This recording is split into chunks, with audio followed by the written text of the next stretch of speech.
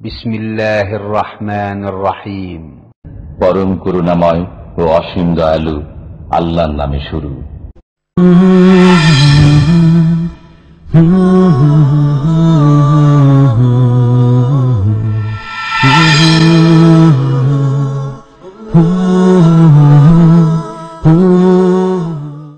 ومن أحسن قولا ممن دعا إلى الله وعمل صالحا وقال إنني من المسلمين. السلام عليكم ورحمة الله وبركاته. إن الحمد لله نحمده ونستعينه ونستغفره ونعوذ بالله من شرور أنفسنا ومن سيئات أعمالنا. من يهده الله فلا مضل له ومن يضلل فلا هادي له وأشهد أن لا إله إلا الله وحده لا شريك له وأشهد أن محمدا عبده ورسوله صلى الله تعالى عليه وعلى آله وصحبه وسلم تسليما كثيرا. أما بعد فأعوذ بالله من الشيطان الرجيم. وما آتاكم الرسول فخذوه وما نهاكم عنه فانتهوا. আল্লাহ পাক রব্বুল আলামিনের যাবতীয় প্রশংসা আর তারপরে রাসূলুল্লাহ সাল্লাল্লাহু আলাইহি সাল্লামের উপর সালাত ও সালাম পেশ করে আমরা আমাদের এই অল্প সময়ে দু চারটি কথা আপনাদের সামনে পেশ করার চেষ্টা করব। কিন্তু আজকে বিশেষ কোনো বিষয়বস্তু নিয়ে আলোচনা করব না, কারণ আমাদের ভাইয়েরা বেশ কিছু প্রশ্ন করেছেন বা কিছু বিষয়ে সংশয় রয়েছে, যে বিষয়গুলিতে বলার জন্য অনুরোধ করেছে। এই জন্য বিভিন্ন বিষয় আছে, সেই বিষয়গুলি দুই একটি আপনাদের সামনে পেশ করার চেষ্টা করব। জেনে রাখবেন যে আল্লাহ পাকের ইবাদত বন্দেগী করতে হবে একমাত্র আল্লাহর ইবাদত ছাড়া আল্লাহর ইবাদতে কাউকে শরীক করা যাবে না। ইবাদত বন্দেগী অন্তরের হোক আর কথার হোক আর কাজের হোক, সমস্ত ইবাদত বন্দেগী একমাত্র আল্লাহর জন্যই করতে হবে। ইবাদতের কোনো কিছু আল্লাহ ছাড়া কারো জন্য ফিরিয়ে দিলে সেটি হবে বড় শিরক, যেটা আল্লাহ কখনো ক্ষমা করেন না। আর দ্বিতীয় যে বিষয়টি আমাদের জানতে হবে সেটা হচ্ছে ইবাদত করতে হবে একমাত্র মুহাম্মদুর রাসূলুল্লাহ, যিনি রাসূল, যাকে আল্লাহ পাক রাসূল করে পাঠিয়েছেন, তার তরিকায় সম্পাদন করতে হবে। একমাত্র আল্লাহর জন্য সম্পাদন করতে হবে, একমাত্র রাসূলের তরিকা মোতাবেক সম্পাদন করতে হবে। এই দুটি মোটা কথা যদি বুঝে রাখেন তাহলে আপনাকে কেউ পথভ্রষ্ট করতে পারবে না, আপনার চোখে কেউ ধুলো দিতে পারবে না, আপনাকে কেউ বিভ্রান্ত করতে পারবে না। একটি বিষয় হচ্ছে রমজান মাসে উমরা করার বিশেষ ফজিলত আছে। রমজান মাসে উমরা করার বিশেষ ফজিলত আছে। প্রিয় নবী মুহাম্মদ রাসূলুল্লাহ সাল্লাল্লাহু আলাইহি ওয়াসাল্লাম বলেছেন, উমরাতুন ফি রমাদান তা'দিলু হাজ্জাতান আও ক্বালা হাজ্জাতান মাই। রমজান মাসে উমরা করলে এক হজের সমান নেকি পাওয়া যায়। আর বর্ণনাকারীর সন্দেহ যে অথবা বলেছেন রাসূলুল্লাহ সাল্লাল্লাহু আলাইহি ওয়াসাল্লাম আও হাজ্জাতান মাই, আমার সাথে উমরা করার সওয়াব পাওয়া যায়। মানে আপনার শুধু উমরা না, আপনার শুধু হজ না, বরং রাসূলুল্লাহ সাল্লাল্লাহু আলাইহি সাল্লামের সাথে হজ করার সওয়াব পাওয়া যায়। উমরাতুন ফি রমাদান, রমজান মাসের উমরা, তা'দিলু হাজ্জাতান, হজের সমান মাই, আমার সাথে, অর্থাৎ রাসূলুল্লাহ সাল্লাল্লাহু আলাইহি সাল্লামের সাথে সাহাবায়ে কেরামরা যে হজ করেছেন, বিদায় হজ, ওই হজে যেমন সওয়াব পেয়েছেন তেমন সওয়াব পাওয়া যাবে রমজান মাসে একটা উমরা করতে পারলে। আর এখান থেকে উমরা করার সুযোগ সুবিধা আলহামদুলিল্লাহ আমরা শুরু থেকে বলে এসেছি আছে। আপনাদের বলা হয়েছে যারা বিশেষ করে নিয়মিত এখানে আসেন, আগে ভাগে আসেন, এই ক্ষেত্রে আগ্রহী হওয়ার প্রয়োজন রয়েছে। আমাদের বাংলা ভাষাভাষীদের উমরার ক্ষেত্রে আগ্রহ খুব কম দেখা যায়। এখানে বিভিন্ন দেশের মানুষের সাথে বসবাস করে যে অভিজ্ঞতা, সবচাইতে বেশি উমরা করে আরবদের মধ্যে মিশরীরা আর অনারবদের মধ্যে পাকিস্তানিরা। দুটো দেশের সাথে আমার ভাষাগত সম্পর্ক নেই আর স্থানগত সম্পর্ক নেই, কিন্তু আমি ইনসাফের নজরে ন্যায় দৃষ্টি নিয়ে বলছি। আপনি গিয়ে দেখবেন উমরা অফিসগুলিতে ভিড় ভাড় হয় মিশরীরা করছে আরবদের মধ্যে, আর না হলে পাকিস্তানরা। এরা অন্য যা কিছুই করুক না করুক, না উমরাটা ঘন ঘন করে, কিন্তু বাংলা ভাষীদের খোঁজ নিয়ে দেখলে বড় দুঃখ লাগে। অনেকে 2 বছর 4 বছর পার করে ফেলেছে, একটা উমরা করে না। রমজান মাসে করা তো দূরের কথা, রমজান ছাড়া 11 মাসে করেন। এটা আমাদের বড় ত্রুটি। আমাদের এই ত্রুটিগুলো সংশোধনের প্রয়োজন রয়েছে। অনেক পরিবার নিয়ে থাকে, তাদের খবর নিয়ে দেখেছি, আপনাদের ব্যাচেলারদের কথা বলছেন। অথচ কয় টাকা খরচ হয়? 80 থেকে 100 টাকা খরচ হয় উমরা করতে। 80 থেকে 100 টাকা খরচ হয় যাওয়া আসা। সরকারি বাসে যদি যান আপনি, সাবকো বাসে, তো যেতেই 200 টাকা ভাড়া, একদিকে 200 টাকা, আর আসতে 400 টাকা ভাড়া। 400 জায়গায় 100 টাকা খরচ হয় যাওয়া আসা মিলে। এত সস্তা জার্নি পৃথিবীর কোনো দেশে নেই। মক্কা উমরা করার জন্য যে সুযোগ সুবিধা আর্থিক দিক থেকে, এত সুবিধা পৃথিবীর কোনো জায়গায় নেই। যে দাম্মাম থেকে মক্কা পর্যন্ত পৌঁছার সুব্যবস্থা আছে উমরার জন্য। এই উমরায় একটু আগ্রহী হবেন, উমরা করবেন। পরিবার নিয়ে থাকে, 3 বছর 4 বছর 5 বছর হয়ে গেছে, নাম ধরে ধরে খবর রাখি। আর ওদের নাম না বললে গীবত না। যদি বলতাম যে অমুক লোক যায় না 5 বছর, তো হারাম, এটা গীবত হইতো। আমি অমুক লোক বলিনি, কিন্তু আমি সংশোধনের উদ্দেশ্যে বলছি যে হতভাগা এরা যারা ছেলে মেয়ে নিয়ে থাকে। তারপর আল্লাহ পাক ওদের কমপক্ষে 3 থেকে 5,000 7,000 ইনকাম তো আছেই। 3-এর নিচে কেউ পরিবার নিয়ে আসতে পারে না। আর 3 তো কম করে বললাম, কত টাকা যে ইনকাম করে, দুনিয়ার সবকিছু করে, গাড়ি বাড়ি সবকিছু দেশে করে, জমি জায়গা সব করে, কিন্তু উমরা করার তৌফিক হয় না হতভাগাদের। উমরার ক্ষেত্রে আগ্রহী হবেন।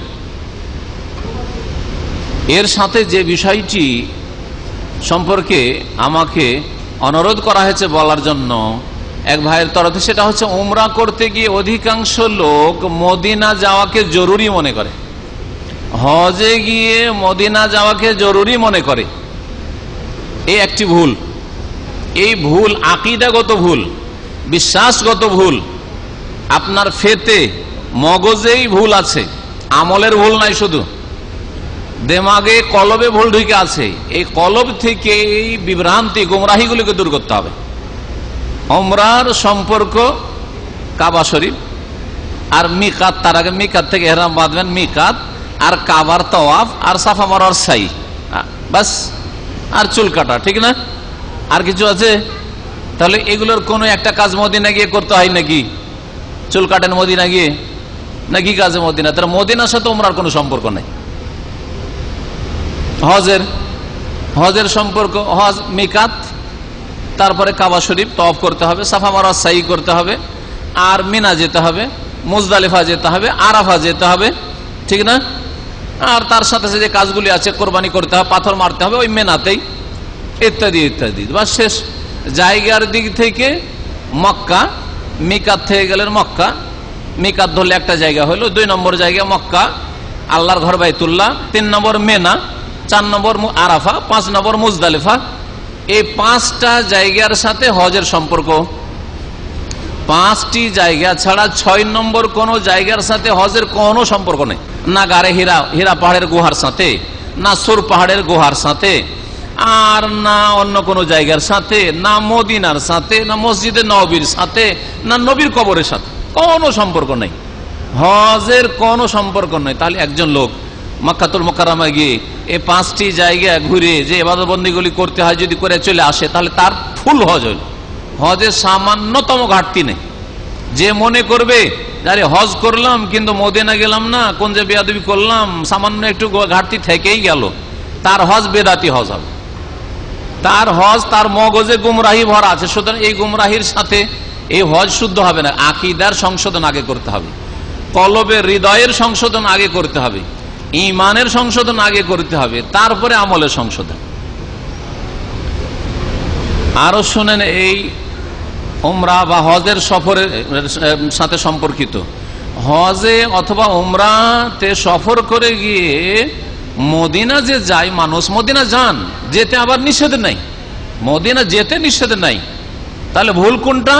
যে আমার হজের উমরার সম্পর্ক মদিনার, আমাকে মক্কা মদিনা দুটোর ফ্যাসিলিটি দিতে হবে। যদি কেউ বলে অনলি মক্কা, না না আমি উমরায় যাব না, অনলি মক্কা, আমি এই সার্ভিসে হজে যাব না, আমাকে মদিনাও নিয়ে যেতে হবে, এটা হচ্ছে বিদআত। কিন্তু যদি মদিনা যান অতিরিক্ত তো ভালো কথা, নেকির কাজ করলেন আপনি, মদিনা গেলেন তো, এতে কোনো সন্দেহ নাই। আর একটা ভুল আসেন মদিনায়, মদিনা কোন নিয়তে যাবেন আপনি? মেজরিটি সংখ্যাগরিষ্ঠ লোক, বিশেষ করে ভারত, বাংলাদেশ, পাকিস্তানের মানুষরা আর সৌদি আরব ছাড়া অন্যান্য আরব দেশগুলি তো এই রকমের বিদআত কুসংস্কার রয়েছে। সেটা হচ্ছে যে মদিনা যাচ্ছি কোন নিয়তে? গলত নিয়তে যাচ্ছে, সহি নিয়তে যাই না, ভুল উদ্দেশ্যে যাচ্ছে। যেই উদ্দেশ্যে রাসূলুল্লাহ সাল্লাল্লাহু আলাইহি ওয়াসাল্লাম গিয়েছেন বা যেতে বলেছেন সেই উদ্দেশ্যে নয়, সাহাবায়ে কেরামরা যে উদ্দেশ্যে গেছেন সেই উদ্দেশ্যে নয়, নবী সাল্লাল্লাহু আলাইহি ওয়াসাল্লাম যে উদ্দেশ্যে যেতে বারণ করেছেন, নিষেধ করেছেন, সেই উদ্দেশ্যে মদিনা যায়। নবী সাল্লাল্লাহু আলাইহি ওয়াসাল্লাম মদিনা তাহলে কোন উদ্দেশ্যে যেতে বলেছেন? মদিনা হজের সফরে যান, অথবা উমরার সফরে যান, অথবা এমনি শুধু মদিনা যান। আপনাদেরকে বলি, আমি এই বছরের মধ্যে 2 বার বা 3 বার করে মদিনা গেলাম। 3 বার মদিনা গেলাম এই হজের পরে, 1 বছরও জুটেনি, 6 মাস হয়েছে হয়তো। এই 6-7 মাসের মধ্যে 3 বার করে মদিনা গেলাম, এই 3 বারের মধ্যে 1 বার মক্কা যায়নি। তাহলে কি বেয়াদবি করেছে নাকি? তো আমাদের সম্পর্কে বা এরকম সহি আকীদার কথা, সহি ইসলামের কথা, কোরআন সুন্নাহর কথা যারা বলে, তাদের সম্পর্কে বিদাতিরা যে বিভ্রান্তি ছড়ায় যে এরা মক্কা যায় মদিনা যায় না, রসুলের সাথে বেয়াদবি করে ইত্যাদি ইত্যাদি, এসব কথা মিথ্যা নয়। আমি পরপর 3টা সফর করেছি, 3 সফরে শুধু মদিনা থেকে ফিরে এসেছি, মক্কা যাইনি। আমার নিজের কথা বলছি। তার সাথে বক্তব্য ছিল মদিনায় অথবা বদরে অথবা ইয়াম্বতে, আশেপাশে বক্তব্য ছিল, বক্তব্য সেরে মদিনা গিয়েছি, মদিনা থেকে ফিরেছি, মক্কা যাইনি। এতেও কোনো বেয়াদবি না। তার মানে কি বলতে চাইলাম, যদি আপনি শুধু আপনার সুবিধা হয় আমি অনলি মদিনা, শুধু মদিনা যাব, 2-4-5 দিন থেকে আসবো বা কিছু কাল থাকবো, কোনো অসুবিধার কথা নাই, আপনি বেয়াদবি করলেন না। যখন আপনার সুবিধা হবে মক্কা যান, যখন আপনার সুবিধা হবে মদিনা যান, যখন আপনার সুবিধা হবে মক্কা মদিনা দুটোই যান। কিন্তু যান, আপনি নেকির জায়গাগুলোতে যান। যাবেন কি উদ্দেশ্যে মদিনায়? কি উদ্দেশ্যে মদিনা যাবেন এই কথাটি শোনেন আজকে ভালো করে। আর যদি মগজে ভুল তথ্য থাকে, ভুল আকীদা থাকে, ভ্রান্ত বিশ্বাস থাকে তো ডিলিট করেন, মুছে ফেলেন। নবী করিম সাল্লাল্লাহু আলাইহি ওয়াসাল্লামের সহিহ বুখারীর হাদিস, লা তুশাদ্দুর রিহালু ইল্লা ইলা সালাসাতি মাসাজিদ, সফর করে যাওয়া যাবে না, বাহনে চেপে কোথাও যাওয়া যাবে না। সাদ্দুর রেহাল মানে ভ্রমণ করা, সফর করা, নেকির আশায় কোন স্থানকে উদ্দেশ্য করে। লা তুশাদ্দুর রেহালু, নেকির আশায় ভ্রমণ করা, কোন জায়গার উদ্দেশ্যে যাবে না। জায়গাকে কেন্দ্র করে যদি যান তাহলে ইল্লা, তবে একমাত্র, এলা সালাসাতে মাসাজেদা, 3 মসজিদের উদ্দেশ্যে। কি বললেন রাসূলুল্লাহ সাল্লাল্লাহু আলাইহি সাল্লাম? 3 জায়গার উদ্দেশ্যে না 3 মসজিদের উদ্দেশ্যে? হাদিসটা ভালো করে বুঝেন কিন্তু, হ্যাঁ আপনারা জ্ঞানী মানুষ। ইল্লা ইলা সালাসাতে মাসাজেদা, 3টি মসজিদের উদ্দেশ্যে যাবে।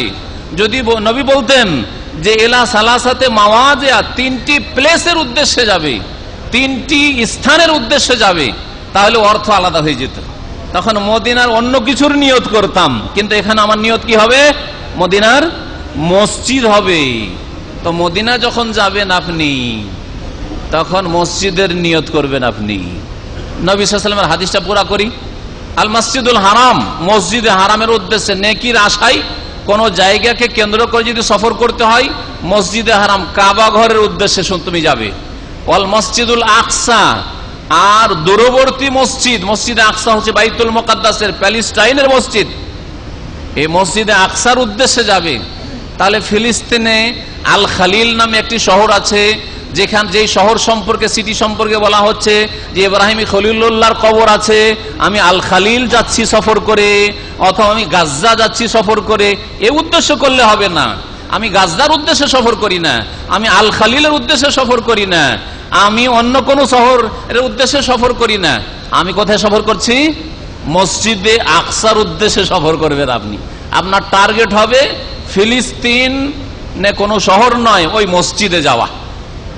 মসজিদি হাজা, আর আমার এই মসজিদ, যখন নবী সাল্লাল্লাহু আলাইহি ওয়াসাল্লাম হাদিসটি বলেন তখন মসজিদ নববীতে ছিলেন, এই জন্য বলছেন আমার এই মসজিদের উদ্দেশ্যে সফর করে আসবে। সারা পৃথিবীর যেখান থেকে আসো না কেন, নেকির আশায় যদি সফর করতে হয় আমার এই মসজিদের উদ্দেশ্যে সফর করে আসবে। তো রাসূলুল্লাহ সাল্লাল্লাহু আলাইহি ওয়াসাল্লামের মসজিদের উদ্দেশ্যে সফর হবে আপনার, এটা হবে নিয়ত। কারণ যখন আমি মদিনা যাব তখন আমার উদ্দেশ্য হবে মদিনা মসজিদ নববীর জিয়ারত করা। যখন আমি মক্কা যাব তখন বাইতুল্লাহর জিয়ারত করা, কাবা খানার জিয়ারত করা উদ্দেশ্য হবে।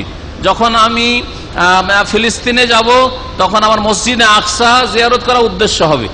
এটা হচ্ছে নবী করিম সাল্লাল্লাহু আলাইহি ওয়াসাল্লামের কথা। সহিহ বুখারীতে রয়েছে, সহিহ মুসলিমে রয়েছে, অন্যান্য হাদিসের কিতাবের খুব প্রসিদ্ধ হাদিস।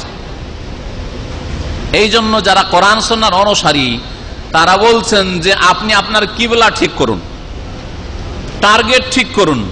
যাচ্ছেন মদিনা, আর কোথায় যাচ্ছি?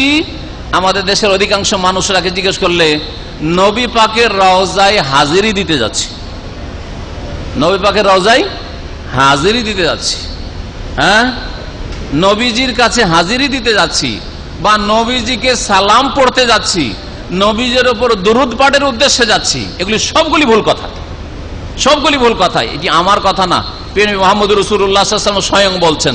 আমি যদি দলিল না বলতাম তাহলে বলতেন যে আপনার কথা এটি। নবী বলছেন যে মসজিদের উদ্দেশ্যে যাও, জিয়ারতের উদ্দেশ্য নয়। আমার সামনে হাজিরা দেওয়ার জন্য, লাব্বাইক বলার জন্য, লাব্বাইক আল্লাহকে বলবে, লাব্বাইক আল্লাহুম্মা লাব্বাইক, লাব্বাইক লা শারীকা লাক লাব্বাইক, আল্লাহকে বলবে।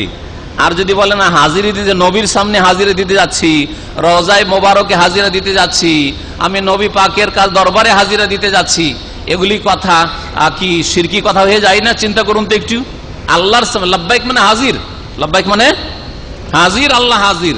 তো যদি আল্লাহ ছাড়া কারো সামনে হাজিরির কোনো বৈধতা থাকতো, জায়েজ হওয়া থাকতো শরীয়তে, তাহলে নবী সাল্লাল্লাহু আলাইহি ওয়াসাল্লাম শিখিয়ে দিতেন যে লাব্বাইক ইয়া রাসূলুল্লাহ, লাব্বাইক, লাব্বাইক ইয়া রাসূলুল্লাহ, লাব্বাইক, শিখিয়ে দিতেন।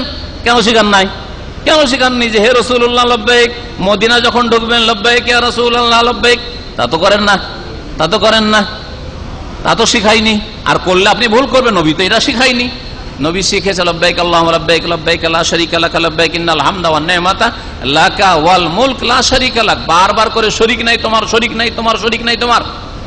পক্ষান্তরে কাফের মুশরিকরা এই তালবিয়ার সাথে একটা কিছু বাড়িয়ে বলতো, যেটাকে নবী সাল্লাল্লাহু আলাইহি ওয়াসাল্লাম ডিলিট করেছেন, অফ করেছেন। সেটা লাব্বাইক আল্লাহুম্মা লাব্বাইক, লাব্বাইক লা শারীকা লাক লাব্বাইক ইল্লা শারীকাম তামলিকুহু ওয়া মা মালাক। নবী সাল্লাল্লাহু আলাইহি ওয়াসাল্লাম বংশধর কাফের মুশরিকরা জাহিলিয়াতের যুগে, ইসলাম আসার আগে যখন তারা হজ করতো, উমরা করতো, তখন তালবিয়া পড়তো আর বলতো যে আল্লাহ তোমার তো কোনো শরীক নেই, তোমার মতো কেউ নেই, কিন্তু ইল্লা শারীকান, শরীক আছে, ইল্লা শারীকান, তবে শরীক আছে, কিন্তু শরীকগুলি তামলিকুহু ওয়া মা মালাক, ওই শরীকেরও তুমি মালিক আর শরীকের ডিপার্টমেন্টেরও তুমি মালিক। শরীক যেসব দায় দায়িত্বের মালিক, ক্ষমতার মালিক, সেগুলিরও তুমি মালিক। তার মানে এই লাত, উজ্জা, মানাত, হোবাল, দেব দেবী এরাও মালিক, শরীক, কিন্তু এরা হচ্ছে ছোট খোদা, ছোট প্রভু, আর তুমি ওপরওয়ালা বড় প্রভু, হিন্দুদের মতো। হ্যাঁ, এখন কবর মাজা পূজা করতে গিয়ে যদি ওইটাই বলেন যে আল্লাহ সবচেয়ে বড় দাতা আর খাজা বাবা আমাকেই ছেলে দান করেছেন, আল্লাহ হচ্ছেন ওপরওয়ালা আসল দাতা, আর আমাকে গৌসুল আজম জিলানি বাবা দান করেছেন, আটরসি বাবা দান করেছেন, তো আপনি কি মক্কার মুশরিকদের চাইতে ভিন্ন কথা বললেন? একই কথাই তো বললেন।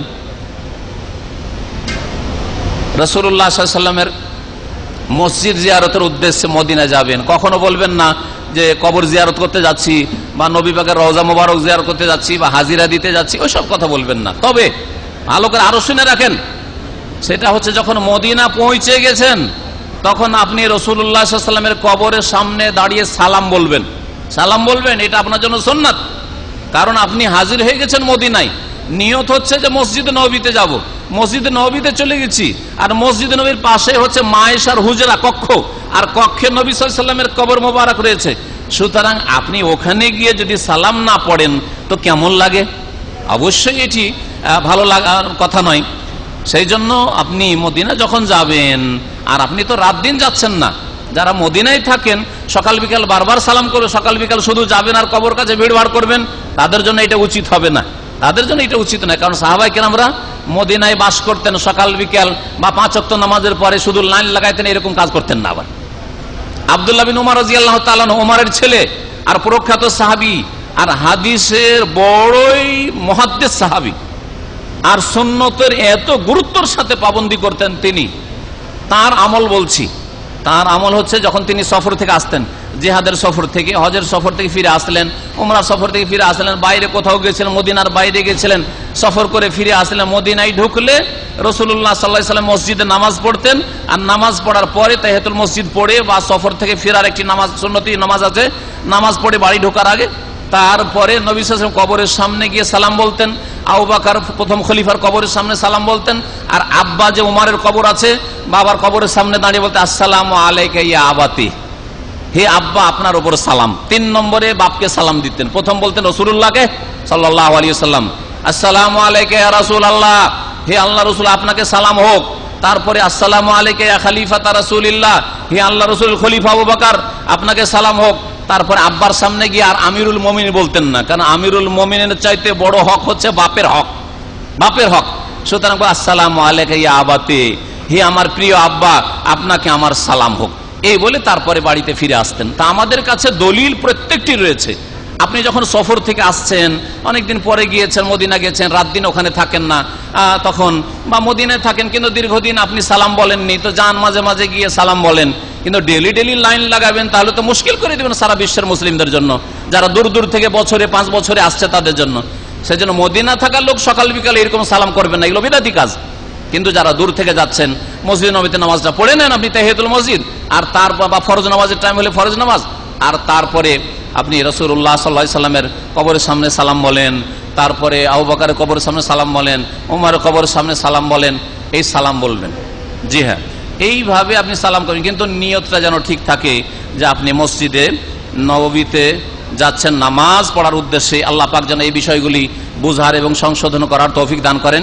এখন আমাদের কাছে বেশ কিছু প্রশ্ন এসেছে, 2-1টা প্রশ্নের উত্তর দিই।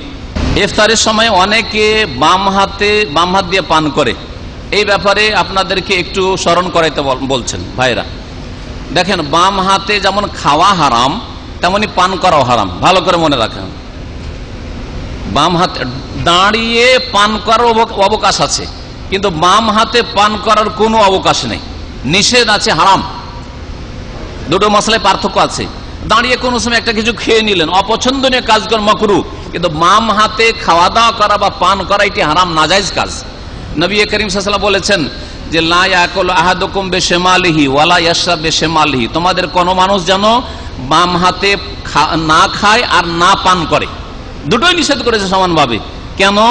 ফাইন্না শাইতানা ইয়াকুলু বিশিমালিহি ওয়া ইয়াশরাবু বিশিমালিহি, কারণ শয়তান বাম হাতে খায় আর শয়তান বাম হাতে পান করে। সুতরাং বাম হাতে পান করবেন না। এই লাবানটা বাম হাতে ধরেছেন, এই খারাপ অভ্যাস কেন? হাতে জুঠা লেগে আছে সেই জন্য?